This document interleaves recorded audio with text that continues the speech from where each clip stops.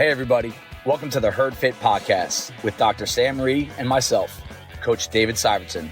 This podcast is aimed at helping anyone and everyone looking to enhance their healthy lifestyle through fitness, nutrition, and most importantly, mindset. All right. Welcome back to the Herd Fit Podcast. I am Coach David Syvertson. I have a very special repeat guest with me today, and it's Francesca Gusfa of Ridgewood High School, soon to be of Columbia University. Columbia University. Yeah. Also a lot more to her, and we're going to get into this episode, but there's been so much going on in her life over the past year, and I want to kind of highlight that and genuinely hear about it. And I want everyone, all of our listeners, to hear about it too. If we're looking to support things or just to kind of update people on what you've accomplished and what's next for you, because A, it's inspiring. B, you're pretty quiet at the gym and you're locked in and you do your thing. And you're very, you're well-spoken, you're very smart, and it's really advantageous for a lot of us to just listen to you and just kind of see what makes you spin, what makes you go. So, but before we get there, Francesca, you just went under the knife a couple of weeks ago. Yeah. You had an ankle surgery. Let's rewind a little bit. What was the injury to your ankle? What happened there?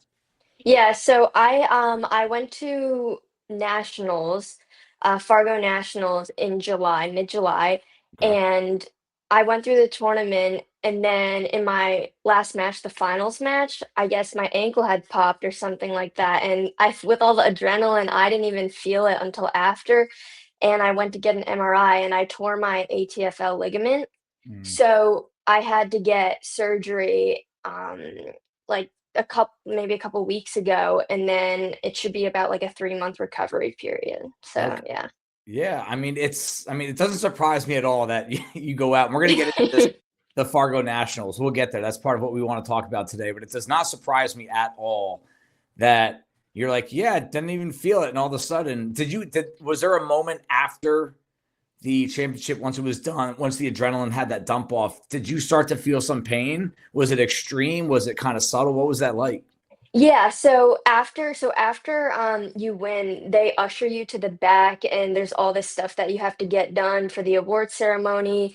You had to go like pick out a t-shirt and there's all this stuff. So as it kind of started to slowly wear off, I felt it, but I thought it was just like an ankle tweak. And it wasn't until after I had, been hopping and skipping around outside, I took off my sock and my ankle had ballooned up. So I was like, ooh, this might be something we need to get checked out.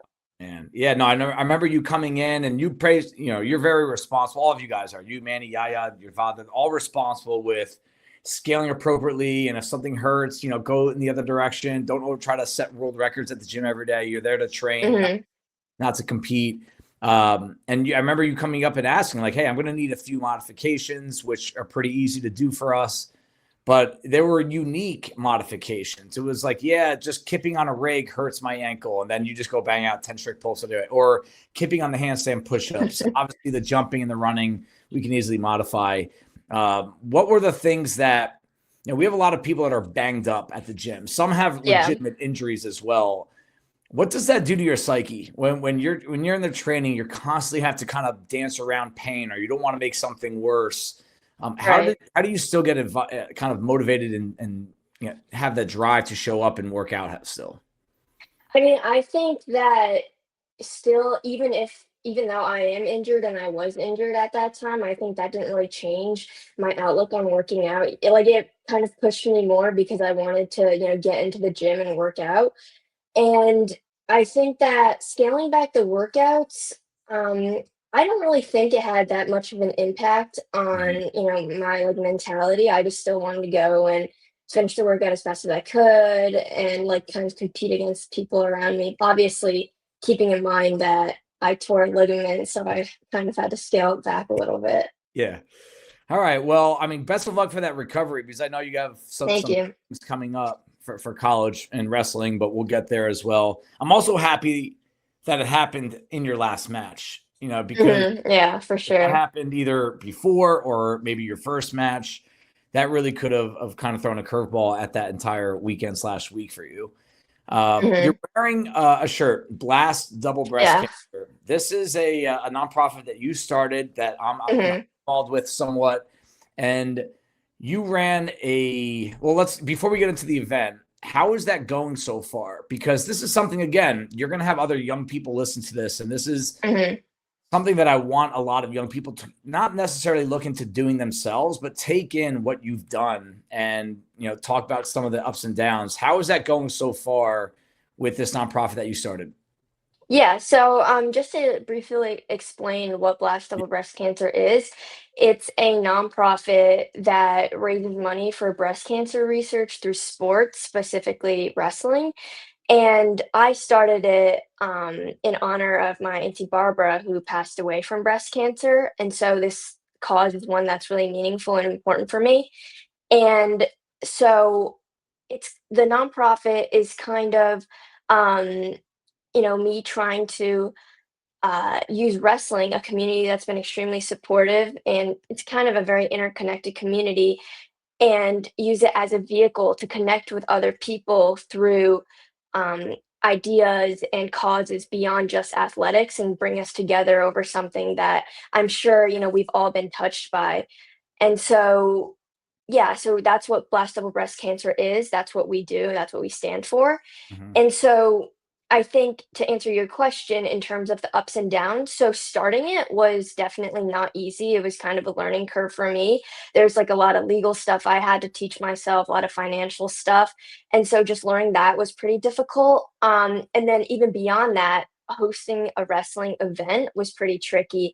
I Mhm. mean, I don't think like we think about, oh, all the stuff, all the little details that go into running an event. And it's you have to take a step back and you have to really kind of organize yourself and be able to make sure all the components are in place and everything's going well. But I think that it was not only a valuable learning experience for me, I learned a lot from that, but also we were able to raise almost $5,000 Wow. for breast cancer research at the Herbert Irving Comprehensive Cancer Center, and we recently donated that. So I think, the goal is to continue building and continuing to have, as great of an impact as we can so we can help as many people as possible.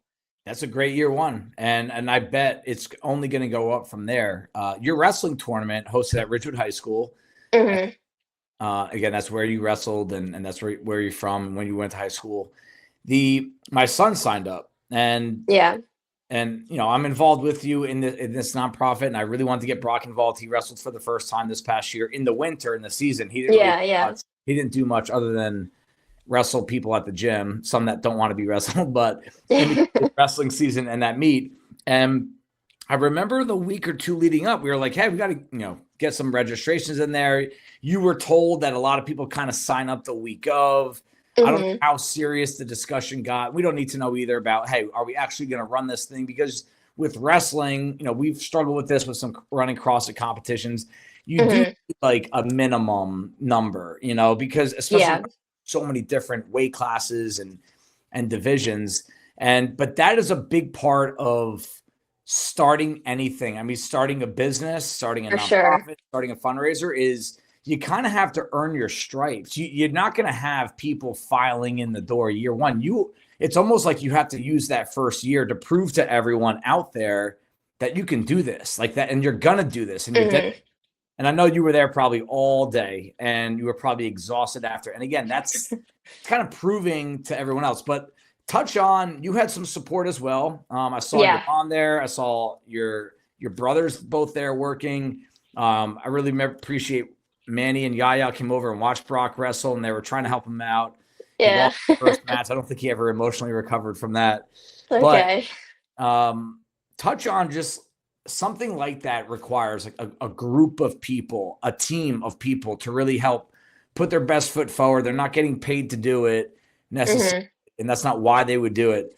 But touch on, that's humbling. I've gone through that so many times over the years where like you can't do that yourself. You need so much help, Hmm. and you have to be willing to ask for it. Did you kind of experience some of that? Any like take home moments from that looking back on it? Yeah, definitely. So I'm really grateful for all of the support I got from my community. So I was so first, like, the YMCA, they helped out my Ridgewood YMCA, they helped sponsor the tournament. Ridgewood Junior Wrestling was there helping out, and then my high school, they let us use their room. The kids on my team were helping volunteer, and so I think that aspect of just putting it together was really amazing to see people come together and support this cause. But I think even beyond that, what was, even cooler to see was that the larger wrestling community Mm. came together. People from all over New Jersey came. We had, I think, over 200 participants. I know, you said initially, like, yeah, we were having some issues with getting registrations, but it really ballooned up at the end. So we had over 200 kids in that gym for a morning and afternoon session. And I think it's pretty amazing to see that interconnectedness and that sense of community for this cause of breast cancer research. And I was really happy to see that. And I'm hoping that we can continue to grow and expand on that. Great. Yeah, that's great. Where do you want to take this? Just to wrap this up on the fundraiser and blast up. Mhm. Do you have a set goal that you want to put out there? Sometimes, I know people want to keep their goals to themselves and just go focus and just take it one step at a time. But I mean, even next year, where do you want to take this? Do you want this to be bigger? Do you want just to be run better? Because we're all going to make mistakes Mhm. if we run anything, whether it's Yeah. statistics, scheduling. Where do you want to take this in 2027? Yeah, so I still wanna host that youth charity fundraiser tournament, and obviously, now that there's some experience, just running it more smoothly and getting even more people to show up, but even beyond just that, I'm hoping that we can host, like, another tournament maybe for collegiate women in the city, Oh, nice. and yeah, and I'm hoping to do something like that, and also just expand the actual nonprofit itself so we can continue to donate more and help even more people. So just a general expansion overall. Yeah, I mean, you're about to expand your network. And again, we'll get to what's next for you individually. Hmm. But yeah, that's a great way to approach it, that you're going to be able to expand your network with where you're headed next. But Yeah, before we get to what's next for you, I want to talk about this Fargo Nationals. Um, yeah. Someone texted me every now and then. I don't know if your mom tells you. She'll text me while you're out there and let me know how you're doing in these. But someone else texts me in the wrestling community saying, like, dude, Francesca just won Fargo Nationals, and like, I'm not a wrestler. Yeah. Anytime I see nationals, I'm like, that's pretty legit, because I know you're already a state champ, a historic state champ from Ridgewood. I think the last time they've had a state champion wrestling was in the 1960s. So I know that was a huge Hmm. deal, and we got to watch you wrestle a few times last season. Um, but the Fargo Nationals, someone sent me a text and said, dude, she just won. She's literally a national champion. Can you talk about, first of all, congrats. I know I've said this to you, Thank but you. Herd Fit Podcast will now congratulate you. What is that process like in terms of qualifying? I understand the high school landscape, but this is not high Yeah. school related. How did you qualify even just to go out there and wrestle for the national championship? Yeah, so Fargo Nationals is sponsored by the Marine Corps, and they have two age divisions. And so basically, what happens is that there's like regional tournaments that enable you to qualify. So there's like the Northeast Regional Tournament to qualify for it. And then I know that each state also has a quota, so you can go to freestyle states because that's the style of the Fargo tournament, and you Yep. can qualify there. And then believe that if you're a returning place winner, that automatically gives you the criteria to, represent your state at Fargo. What are the two age groups? You said there's two age groups. What are they? Yeah, so 16U and juniors. Okay, nice. And you were, wait, how old are you? I'm 19. Yeah, So okay. juniors is like juniors and seniors in high school Got typically. it. Okay. Cool. Awesome. All right. Now, you training for this, was it different than what we've seen you train for with Ridgewood High School wrestling? Because I know that's a structured team practice. I know you have some of your Hmm. as well. Was there anything that you did differently in training, or are you just kind of locked into your CrossFit routine, your wrestling practices? What was training for it like? I think my routine was pretty much the same. I mean, uh, I went to Fargo last year, and I had, like, really high expectations for myself last year, and I didn't really, get what I wanted to, so I think maybe taking and learning from that loss was part of the component of this year. Yep. But I think beyond that, my training routine was pretty much the same. Um, I think that, I consistently went to CrossFit, did weightlifting stuff, and that really helped. And I think maybe working on the mindset training was important too. Okay. And so, yeah, I think it was pretty much similar, but I did try to seek out people who were better than me to partner with because that's always something that's important, to help yourself get better. Yeah, and so that's kind of like a repeat story for you, right? Because Mhm. if I remember correctly, you lost, was it in the state championship the year prior? Yeah, the year before. So, and again, for any of you young athletes out there, CrossFit included, right? We have a lot of young CrossFit competitors. When I say young, Mhm. they just haven't done it that many times yet. And Yeah.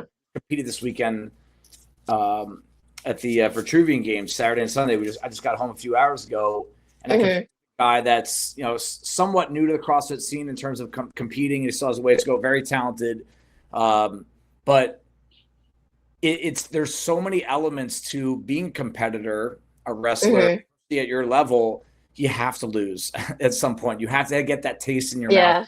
because it makes you really hyper focus on small details that you know you could overlook because you're doing so well, and you don't really hit that adversity and you don't know really how to deal with it. What was one thing, was there anything that you can tie from your loss at States to winning States and then loss at Fargo to winning Fargo? Is there anything you can kind of pinpoint of like, hey, this is what I did to get better because of what happened to me previously? Yeah, so I think that one thing that I can definitely connect is the mental aspect of it. I feel like as we get, into higher and higher levels, for me, like at higher and higher levels of wrestling tournaments, there's bigger and bigger moments that you kind of have to be prepared for. And it's not just, being physically ready, it's just being mentally ready to be big enough for the moment. And, I think my first year at States and also my first year at Fargo, I wasn't, you know, prepared enough and big enough for those stages. And so I think that's definitely contributed to why I didn't accomplish what I wanted to. And then I think, moving into the year after that, not only did it light a fire under me because, that was I didn't perform up to my own expectations, but I think I also really honed and tried to work on that mental edge and that mental prep too, to be big enough for the moment, both emotionally ready and mentally ready. Yeah, I still get butterflies like to this day Mhm. when I'm competing, like to the point like you want to go to the bathroom for the fourth time or you feel like you're gonna. Yeah. Can you touch on, if you're comfortable, anything that you've done that has like specifically to enhance your mental game? Is it meditation? Is it reading? Is it music? Do you have a mental coach? Is there one thing you could pinpoint, or do you want to kind of keep that hush hush? No, I can speak on this. So I think for me, I completely agree with you, those feelings of butterflies. And I think also the cognitive distortions in our head before we compete telling us you can't do this or you're going to embarrass yourself or oh my gosh, if I lose, that'd actually be the end of the world. And I think these like irrational things in your head that you Yeah. keep telling yourself, they're just not true. For me, it's kind of reframing them and, telling myself these positive mantras, such as, like, you're prepared for this. You can only control what you can control. This is an opportunity to go out there and do something you love to do, and you're not going to have so many chances at this. So, taking advantage of that.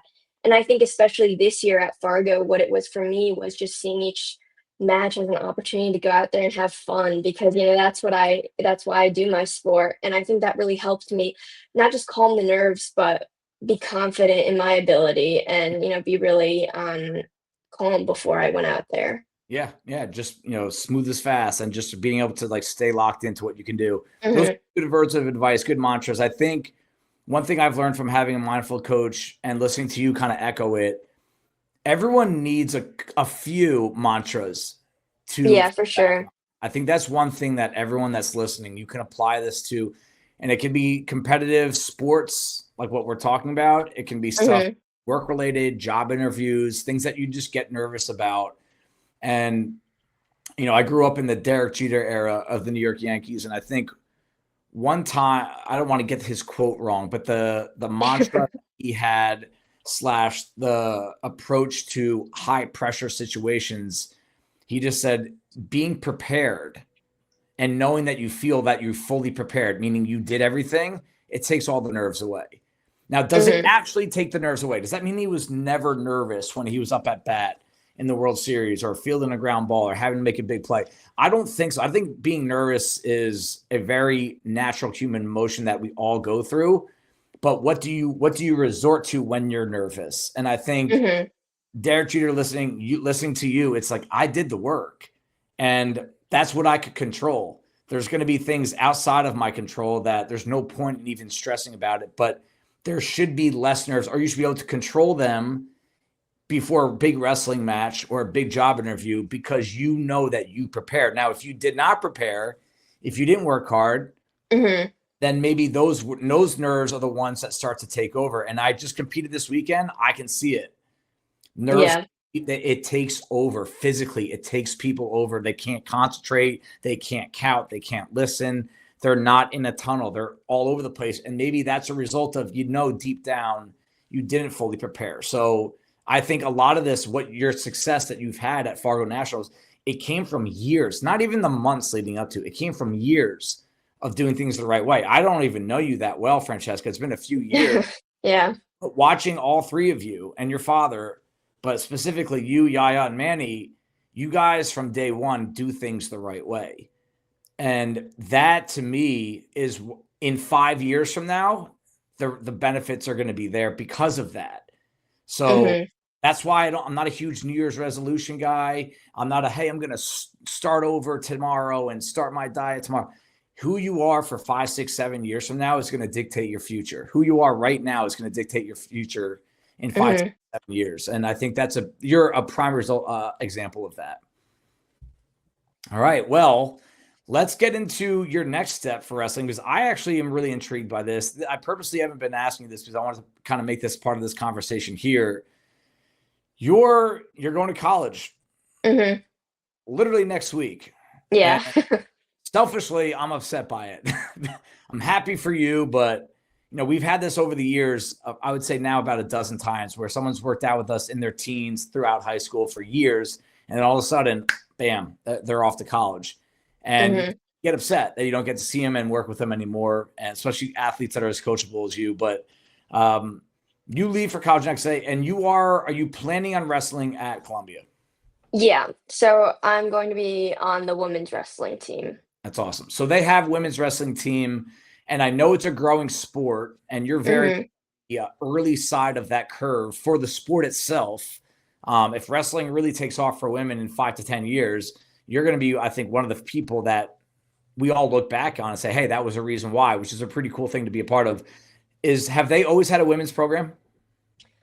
So Columbia Women's Wrestling, so they're actually they just had a really big milestone. So next year is going to be the first year that will be a Division 1 team, and we're the first like Division 1 Ivy League team, women's team. So that's pretty cool. And I think so Columbia has had a club team for the past, I don't know for how long, but definitely for the past maybe 5, 6 years.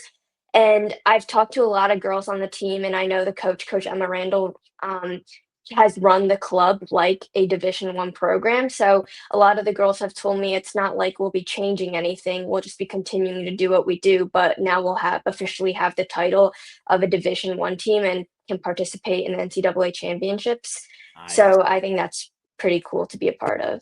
Is that going to be the winter of 27 going into 28, or is that so my sophomore year. Got it. Yeah. So now your freshman year, how much, is this ankle injury going to impact what you're doing your freshman season for Columbia? Does it not really matter? Because again, you're going back to freshman level now. You're now the new girl. You're no longer the veteran. Yeah. And I know there's redshirt options, and now that you're entering Division 1, I bet there's going to be a whole nother set of options for you. are you kind of looking to the season to try to be 100% before then, or is that not really your main goal? You're just taking a day at a time.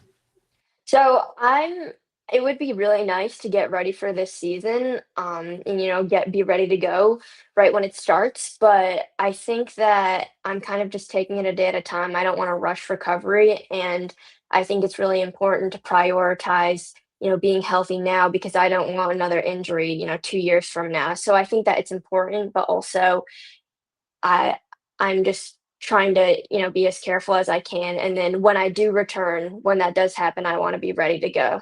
Yeah, yeah. If there's one piece of advice I can give you, watching CrossFitters myself, get back to 100%, even if it takes extra time. Don't get to 80% and then start going full speed because Yeah. you'll never touch 100% if you keep re-injuring that thing. What does rehab look for you? What does it look like for you? What are you doing to rehab this ankle? So I haven't started rehab yet. Right now, I'm still non-weight bearing in a splint, and then eventually I'll be in a boot, and then I'll start PT. And I mean, I haven't started it yet, but I'm sure it'll look like just strengthening exercises and just Yeah. getting back to 100%. Yeah, yeah. So don't you be showing up to the gym tomorrow asking to do box jumps and running, although I know you could. Now, in college, does it change from club to Division 1 in terms of like weight classes for women, or do you know if it does the club's level, does it kind of replicate what you're going to see at the Division 1? Because I'm curious, where does the weight classes start in women's at the college level? So it's all the same. We start at 103 pounds, and Okay. then I'm not really sure what it goes up to, but Okay. yeah. So, and are you going to try to push your weight a little bit over the next year to just try to get, I know one of your goals has always been since day one has to get, a little bit stronger, which you have. And while maintaining your quickness and your agility and your mobility, all of that, is that definitely what you're going to be eyeing out, that 103-pound class? Yeah, that's like the smallest weight class, so that's probably the one I'll be trying to wrestle at. Um, I I'm currently at like 99, 100, Okay. so I'm not extremely underweight, but I have been really underweight for weight classes before, so that's definitely something I've had to work on and build and develop. Yeah, no, it's tough. It's tough to, I know wrestlers. I mean, I think that's another reason why wrestlers are so just locked in. Every wrestler, every successful wrestler I know, they have a different level of just ability to be disciplined and concentration and just staying the same year to year, day to day. And that's one thing, Mhm. like, that's honestly one of the reasons why I like Brock just being involved in it. I don't know where he's going to go with it. Yeah. He'll stay with it. But yeah, that's all awesome. Now, in terms of, is it too soon for me to ask this? Like, where do you want to take your wrestling career? I mean, now that you're going to college for this, I'm, Mhm. you're going to be going to college and taking your courses and pursuing a career. Is there anything that you're kind of still have your eyes set on, even if it's like, hey, that is a really lofty goal? Is there anything that you kind of in the back of your head you're kind of pursuing as a wrestler beyond college? I think beyond college, I don't know what that looks like for me yet, but I know that in college for sure, in terms of wrestling, I want to win a national championship on the NCAAs. I think that would be really cool to accomplish. So that's kind of what's like I think is ahead for me right now. Okay. So yeah. It's exciting. I'll tell you what, it's really exciting to be at the beginning of a process that is grueling. I mean, more than anyone how grueling Hmm. process it will be to get to that level, to be the number one wrestler in the country. And I wouldn't put it past you. Like, I think you can do it. I believe in you. And I know a lot of people, Thank but, you.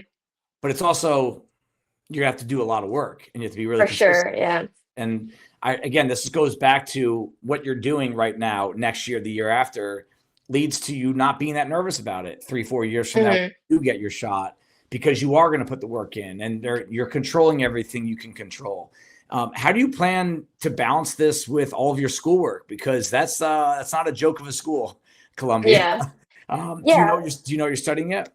Yeah. I'm gonna be. I plan on majoring in international relations and then doing something with finance as well. Okay. So that's my plan. And then to answer your other question, I think that it's definitely going to be a bit of an adjustment, but also I've been balancing and juggling wrestling with a lot of other things already in high school. And I know it's not going to be exactly the same, Yeah. but I think some of that, discipline and those skills will carry over. Absolutely. No, how you do anything is how you do everything. And I think, yeah, your foundation is there. I just didn't know if there was any sort of like anxiety that you were having. I mean, in some ways it could even be better. I mean, it's, Mhm. just workout wise. I mean, do you plan on you've been doing CrossFit as a base program for a few years now. I'm assuming now that you're going to be a part of a team, you're going to have a workout program built for you and you're going to have to kind of Mhm. follow that. Is that kind of what your goal / mojo is going to be for training in terms of weights and stuff? It's going to kind of follow that college program. Yeah, I know we have lifting schedules Okay. and I know that's established for us, but I think it's so important that I find time and, do a workout on my own. I don't know if it'll be every day, but, throughout the week. And I think that could look like, just doing a CrossFit workout on my own. Okay, great. Yeah. I mean, that's one good thing I've heard a lot of people say about Mhm. being involved with CrossFit. You've learned so much over the years that you really, if you had to or you had the opportunity to, you can kind of put some stuff together in terms Yeah. of training on your own if you had some open gym time type stuff. All right. Well, hey, I mean, look, Francesca, it's been an awesome, awesome time. Like honor, pleasure, all those nice adjectives. Just working with as a person, as an athlete. Really happy for you in your next step, and really happy that we still get to, at least get a piece of Manny and Yaya in Yeah. the near future, and we'll get to watch their high school wrestling career. So I have to get to their matches coming up. Um, Mhm. but if there's anything that, if someone's watching this and says like, hey, I have a child or I am the child, if we have a teenager listening to this at some point, Yeah. if you could just, the success that you've had in the sport and starting a nonprofit and getting into Columbia and everything you're going to accomplish. I mean, I know it's not one thing, it's not one mantra Mhm. that got you there, but if there's one thing that you can kind of leave and let them sit with, what would it be in terms of, hey, this is not how I got there, how you're going to get there, but there's something to let sit in your head as you kind of pondering what your next steps are. What would that be? I think just, getting involved in wrestling is a really big thing, I feel like. I think it's a sport that teaches you a lot and it packs a lot of lessons in just that one activity. And I think especially, for girls that are trying to get involved with a sport or maybe wrestling, I think it's really important. It teaches resilience, teaches, fortitude, being able to be, scared and being fearful, being able to take a loss and learn from it. And I think that wrestling kind of encapsulates all those things really, really well. And I think it's definitely helped me develop, my discipline, my ability to, learn from losing, to, move on from losing. And I think those skills are very transferable, not just to, getting involved in high school and things like that, but also just life in general. I mean, those are definitely things that are going to be important for me as I move on into, college and beyond into like a job. And I think that a lot of people might agree that it's very important to have those skills in their lives. Yeah, absolutely. I couldn't agree more. And I think that's a big reason why you're seeing the success, but you're also only on the early side to it. You're only getting started, and you're not going to get too content and take your foot off the gas. Like you're going to keep. Mhm.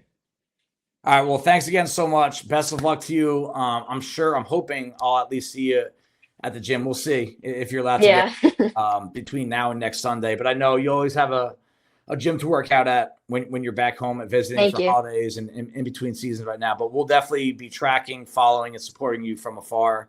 And hopefully we'll get into the city one day and watch you wrestling at Columbia. Yeah, that'd be great. Thank you for having me. All right. Thanks, Francesca.